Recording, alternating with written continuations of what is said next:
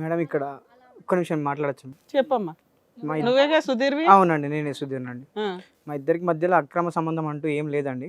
మెసేజ్లు ఉన్నాయిగా worst condition లో. ఫస్ట్ కండిషన్ అని అనుకుంటున్నారు మీరు. కాకపోతే నార్మల్ గా మేము ఎలా అంటే ఒక ఫ్రెండ్ లాగా మాట్లాడుకుంటుండే. ఫ్రెండ్స్ ఆ రకంగా కూడా మాట్లాడుకుంటారా? ఫ్రెండ్ అయితే ఇంట్లో బట్టలు కూర్చుంటారా అంటున్నా. నువ్వు చూసినావా? చూసిన కాబట్టి చెప్తున్నా, ఇది ఇంటికి రాలేదా మేమే? అశోక్ చెప్పనియండి, అతని వర్జన్ అసలు ఇంకా మొదలే పెట్టలేదు అతను. అప్పుడే చెప్పయ్యా సుధీర్, నువ్వేం చెప్పాలనుకుంటున్నావు అని చెప్పు. తను నార్మల్గా నాకు ఇన్స్టాగ్రామ్లో పరిచయం అయింది. ఎట్లా అంటే ఫస్ట్ ఒకసారి నేను తను రీల్ చూస్తుండే, తను రీల్ చేస్తుండే. ఆ రీల్ చూసి ఒకసారి నేను తను ఫాలో చేసి ఒకసారి ఇట్లా నార్మల్గా హాయ్ అని మెసేజ్ పెట్టిన. అట్లా కొంచెం కొన్ని రోజులకు మా ఇద్దరు ఫ్రెండ్షిప్ అనేది కొంచెం బాండింగ్ పెరిగింది ఇద్దరికి. తన తర్వాత తన ప్రాబ్లమ్స్ అన్ని నాకు చెప్పుకుంటుండే. నీకు మ్యారేజ్ అయిందమ్మా? లేదండి. ఓకే. ఆవిడకి మ్యారేజ్ అయ్యి బాబు ఉన్నాడని చెప్పిందా? అది లేదా? చెప్పిందండి. చెప్పింది. హస్బెండ్ తో ప్రాబ్లమ్స్ మీతో షేర్ చేసుకుంది. ఆ హస్బెండ్తో ప్రాబ్లమ్స్ ఉన్నాయి, 2 years పాప ఉంది, చెప్పిందండి. అయితే ఏమైందంటే ఒకరోజు ఇట్లా వాళ్ళ హస్బెండ్ ఎవరైతే ఉన్నారో తనని బాగా కొట్టడం, ఆ సిగరెట్ తోటి కాల్చడం, వాళ్ళ హస్బెండ్ ఇవన్నీ నాకు చెప్పిందండి. కావాలంటే మీరు ఒకసారి ఇప్పుడు ఏదైతే మీరు అంటున్నారో ఫోన్లు చూసి ప్రూఫ్ చూస్తూ అంటున్నారో, కావాలంటే ఆ ప్రూఫ్ చూసుకోండి. ఆ ప్రూఫ్ కూడా ఉంటుంది తన ఫోన్లో ఉన్నాయి, స్క్రీన్ షాట్స్ అనేవి ఉన్నాయి. ఏది తనకి దెబ్బలు తగిలినట్లు? తనకి దెబ్బలు తగిలినట్టు. మరి ఇందాక నుంచి అడుగుతుంటే చూపించట్లేదు కదా, ఒక్కొక్క ఎవిడెన్స్ కూడా చూపించట్లేదు. ఏంటమ్మా అంటే పర్సనల్ అంటుంది.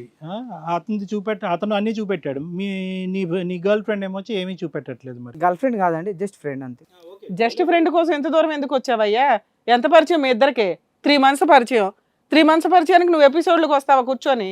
అవునండి, రావచ్చు, ఏముంది దానిలో తప్పేముంది. సోషల్ వర్కర్ చెప్పు, ఇంకా ఏంటి? మీరు సోషల్ వర్కర్ అని మీరు అంటున్నారు, కానీ నేను ఒక మాట చెప్పిన madam. Good citizen. Okay, thank you అండి. అయితే ఇప్పుడు ఇప్పుడు నేనేమంటానంటే ఆ హస్బెండ్ ఎవరైతే ఉన్నారో తను చంపేలా ఉన్నాడు ఇంకొన్ని రోజులుగా ఇలానే ఉంటే. అమ్మాయినా సార్ మొగుడు పిల్లలు అల్లాలు మాడుకుంటారు, మీరేం చేస్తారు మధ్యలో? కాదు, నీ పాత్ర ఏంటి అమ్మాయి జీవితంలో? ఫ్రెండ్ అండి. ఫ్రెండ్ ఏంటి, సేవ్ చేస్తావా? సేవ్ అంటే తను నన్ను హెల్ప్ అడిగింది. ఏం హెల్ప్ అడిగింది? ఇలా మా ఆయన ఇట్లా సోయించు ఇలా. అయితే నువ్వేం చేస్తావు అక్కడికి వెళ్ళి? ఎక్కడికి వెళ్ళంటే తనకు అన్నదమ్ములు ఎవరు లేరు కండి, కొంచెం కాపాడాలి అన్న. ఒక్క నిమిషం నాన్న, అన్నదమ్ముల పాత్రలో కాపాడదామనే, బాయ్ ఫ్రెండ్ పాత్రలో కాపాడదామనే? మీరు ఏదైతే అంటున్నారో బాయ్ ఫ్రెండ్ పాత్ర అయితే కాదండి. కాదమ్మా. ఓకే. అప్పుడు వాళ్ళ అమ్మా నాన్న ఉన్నారు కదా, మీరు నిజంగా అంత సోషల్ అవేర్నెస్ ఉన్న వ్యక్తి అయితే వాళ్ళ అమ్మా నాన్నకి ఇన్ఫార్మ్ చేయొచ్చుగా, మీ కూతురు ఇంత సఫర్ అవుతుందండి అని. లేదా అమ్మాయికి గైడెన్స్ ఇవ్వచ్చు కదా, మీ అమ్మా నాన్నతో చెప్పమ్మా ఇదంతా మనిద్దరం మాట్లాడుకుంటే అక్రమ సంబంధాలు అంటగట్టే చెత్త సమాజంలో మనం ఉన్నాము అని మీరు అనవచ్చు కదా, ఎందుకనలా? అయిపోయే. ఏం బాబు, ఆయన ఏదో అన్న పాత్ర ఎత్తేసాడు వెంటనే. ఇక అన్నాని ఇజ్జత్ తీస్తుండు మేడం మొత్తం. సరే, ఇందాకేదో అడగబోయావు కదా, అడగండి. అదే సార్ చెప్తున్నా, అట్లా బట్టలు లేకుండా చూసిన దానికి అన్న దానికి నాకు అదే పిచ్చిలేస్తుంది. ఇప్పుడు ఆ సంబంధం ఏడిపోయింది, ఇక్కడ నుంచి ఎక్కడ పోయింది నాకు ఇంకా అర్థం అవ్వట్లేదు. ఆ రోజు గొడవ అయితే చుట్టుపక్కల వాళ్ళు కూడా వచ్చారు. వీళ్ళిద్దరు అట్లా మిట్టి చూసి నేను పోయి తలుపు కొడితే, ఎవరికి? మీ ఆవిడది? మా ఆవిడ పోయి ఆయన రూమ్ లా. ఆయన ఎక్కడుంటాడు? మీకు దగ్గరలోనేనా? కొద్ది దూరంలో ఉంటాడు అతను. ఆ అడ్రస్ మీకు ఎలా తెలిసింది? నేను చెప్పినా మేడం, ఈమె పద్ధతి కొద్దిగా నాకు అనుమానం వచ్చి నేను పనికి పోతున్నా అని చెప్పి నేను వచ్చేసిన, మళ్ళీ రిటర్న్ వచ్చిన. సరే, ఆవిడేదో చెప్పింది నీ మీద అక్రమ సంబంధాలు ఉన్నాయని, మేము అడగాలి, మా బాధ్యత. వాటి గురించి ఏం చెప్తావు?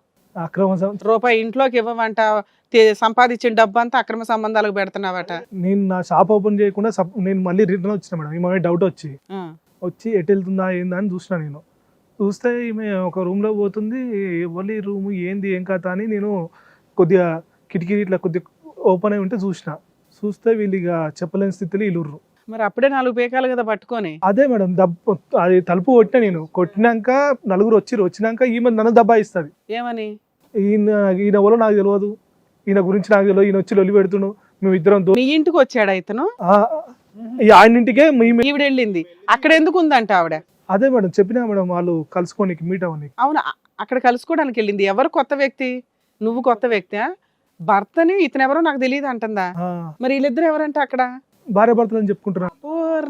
అక్కడ ఉన్న వాళ్ళు కూడా అదే చెప్తున్నారు, వాళ్ళే భార్య భర్తలు, నువ్వేందయ్యా నువ్వు వచ్చి లొల్లి చేస్తున్నావు అంటున్నారు వాళ్ళు. ఏమ్మా, ఎప్పటి నుంచి జరుగుతుంది భాగవతం? అలా ఏం లేదు మేడం. అరే బాబు ఉండు, మీ అన్నని అడగాలి. ఏమ్మా, ఇప్పుడేం చెప్తావు సమాధానం? ఇవన్నీ అబద్ధాలు మేడం నేను చెప్పే. పెద్ద మనుషుల పంచాయతీ జరిగిందా జరగలేదా? రెడ్ హ్యాండెడ్ గా పట్టుకున్నారా లేదా? ఏంటి చెప్పు. ఆయన చెప్పేదంతా అబద్ధాలు మేడం. అమ్మ, ఇది ఒక్కటి పట్టుకుంది ఇవిడ బాబోయ్. కాదమ్మా, మీ అన్నయ్య రూమ్ లో ఏం చేస్తున్నాడు? నీతో గోరింటాకేస్తున్నాడా? ఏం చేస్తున్నాడు? నువ్వు ఆ ఇంటికి ఎందుకు వెళ్ళావు తల్లి? అతని రూమ్ కి ఎందుకు వెళ్ళావు? ఇందాక దాకా ఏం చెప్పావు నువ్వు మాతో ఏం చెప్తున్నావు? ఓన్లీ జస్ట్ ఫోన్లో పరిచయం అండి, జస్ట్ మెసేజ్లు అండి అన్నావు. ఈయన వెంటనే అన్న అవతారం ఎత్తి ఒక బ్రదర్గా నేను హెల్ప్ చేయబోయానండి అన్నాడు. అప్పటికి వాయిదీసాం.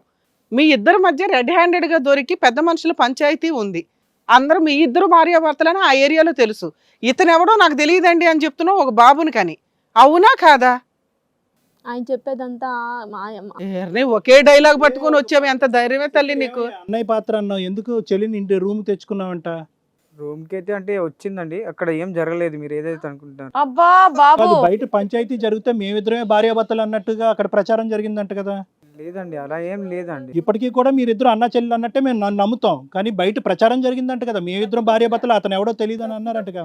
అలా ఏం జరగలేదండి. మరి కావాలంటే ఏం జరిగింది ఆ రోజు? ఏం జరిగింది ఆ రూమ్? ఉండమ్మా, నువ్వు మాట్లాడినప్పుడు అబద్ధాలు అంటావు, వద్దన్నప్పుడు మాట్లాడతావు. అతను చెప్పని అసలు ఏం జరిగింది అక్కడ సంఘటన? మేము ఇద్దరం లోపల ఉండి అంటే రూమ్లో ఉన్నామండి నార్మల్గా. అదే టైంలో అంటే ఏమైందంటే మేము ఇద్దరం మాట్లాడుకుంటాం, వాళ్ళ హస్బెండ్ గురించి ఆ టాపిక్ గురించి మాట్లాడుకుంటున్నాం. రూమ్ లో డోర్ వేసుకొని నార్మల్గా అంటే ఏంటి, బట్టలు వేసుకుని ఉన్నారని అంటావా? ఏమంటావు నువ్వు? అక్కడికి వచ్చి అంత సీక్రెట్ గా నీ రూమ్ లో చెప్పాల్సిన అవసరం ఏంటి? తలుపు ఫోన్ లో మాట్లాడుకుంటున్నారుగా, మళ్ళీ కలవడం ఎందుకు? తను వస్తానందండి, వచ్చి మాట్లాడతా నీకు విషయం చెప్పాలి మా హస్బెండ్ గురించి అంటే. డోర్ వేసుకుని ఎందుకు మాట్లాడుకోవాలి? ఆ తర్వాత బయట గొడవ జరిగిందా లేదా? అతను వచ్చి గొడవ చేశాడా లేదా? అవునండి, గొడవ జరిగింది. మీరు బయట ప్రజలకు ఏమని సమాధానం చెప్పారు? మీరిద్దరు ఎవరని చెప్పారు? ఆ రోజు ఆ ఉన్న పరిస్థితుల్లో మేము హస్బెండ్ వైఫ్ అనే చెప్పాము. ఎందుకంటే అలా ఎందుకు చెప్తావరా బాబు? కొన్ని లక్షల ముందు ప్రేక్షకుల ముందు ఈ రోజు చెప్తున్నావు కదా అన్నా చెల్లెలు అని చెప్పి, ఆ రోజు కూడా అన్నా చెల్లెలు అని చెప్పొచ్చు కదా, భార్యాభర్తలు అని చెప్పడం ఎందుకు? ఏంటి కదా ఛీ. మళ్ళీ అన్నా చెల్లెలు క్యారెక్టర్స్ ఎందుకే ఇక్కడ తీసుకురావటం అసహ్యంగాని? ఈ చెప్పిన నమ్మేస్తాం అనుకున్నారా ఏంటమ్మా? అంటేనే ఓన్లీ ఫ్రెండ్ సార్, గర్ల్ తీసేయండి. ఎంత వాదించాడు ఇప్పటిదాకా. Good citizen. ఏదన్నా అనుకోండి అట. ఏమ్మా సిగ్గులేదా? సిగ్గు సార్ ఉంటది కదా, ఆడపిల్లలకు కొంత సిగ్గు ఉంటది కదా, లేదా? అలా ఏం లేదు సార్. మరి ఇంకేముంది? అరే అవును, సిగ్గులేదు, ఒప్పుకుంది బా. అంటే మేము పెళ్లి చేసుకోము సార్, జస్ట్ ఫ్రెండ్లీగా ఏ మొహం పగిలిపోద్ది, ఏం వాగుతున్నావు? పక్కన మొగుడిని కూర్చోబెట్టుకొని వింటున్నాం కదా అని. మా చెవులు ఏమన్నా కాలీఫ్లవర్ పెట్టుకొని కూర్చున్నావా ఇక్కడ నువ్వు చెప్పిందల్లా వినడానికి? నీ బాండింగ్ బాగానే ఉందమ్మా, మీ ఆయన ఒప్పుకోవాలిగా. మా ఆయనే మేడం ఇది పెద్ద ఇష్యూగా చేస్తున్నారు. అవునమ్మా, చాలా తప్పు చేశాడు, రెడ్ హ్యాండెడ్ గా పట్టుకోవడం. మరి అదగా మాట్లాడాడు, వేరేవాళ్ళు అయితే చెప్పు తీసుకు కొట్టేవాళ్ళు. డ్రింక్ తాగే అతనే చేతకాని దద్దం ఎవరనంటే అతనే డ్రింక్ దాచిపెట్టాడు, సిగరెట్ దాచిపెట్టాడు, ఏవో ఇన్స్టాగ్రామ్లో వీడియోలు దాచిపెట్టాడు, ఆఖరికి ఇది కూడా దాచిపెట్టమని చెప్పి నువ్వు అతన్ని బహిరంగంగా అడుగుతున్నావు. ఓ రోజు రూమ్ లోకి తీసుకెళ్లి 4 బెల్ట్ తీస్తే నోరు మూసుకునేవాడు. ఇది కూడా దాచిపెట్టమని పబ్లిక్గా అడుగుతున్నావు నువ్వు. అతను ఏంటంటే ఎక్కడ ప్రశ్నించవలసిన చోట అక్కడ ప్రశ్నించకుండా అక్కడికి వెళ్ళి రెడ్ హ్యాండెడ్గా పట్టుకునేటప్పటికి వీడే మాట్లాడతాడులే, నోట్లో 4 లేనోడు అని చెప్పి మీరిద్దరు మేము భార్యాభర్తలో అతను ఎవడో బయటోడు అన్నట్టు దబాయించారు. అదే కానీ ముందు నుంచి మొట్టేటటువంటి భర్త అయితే కనుక ఈరోజు ఇక్కడికి వచ్చి ఇలా మాట్లాడవు నువ్వు. ఇందులో తప్పేముంది సార్? నాకు అర్థం. తప్పున్నారా?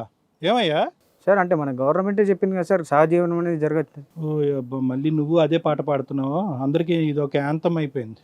దీనికి ఏం చెప్పాలో ఇదిగోండి డాక్టర్ గారు, అడ్వకేట్ గారు చెప్తారు. ఈ ఎపిసోడ్లన్నీ రికార్డ్ చేసినవి తీసుకెళ్లి సుప్రీంకోర్టులో ఒక పిల్లు ఫైల్ చేస్తే అర్జెంటుగా కనీసం వాళ్ళన్నా రియలైజ్ అయ్యి ఆ అక్రమ సంబంధాల అడల్టరీ కేసు ఆ సెక్షన్ మళ్ళీ ఇంప్లిమెంట్ చేస్తారేమో చూడాల.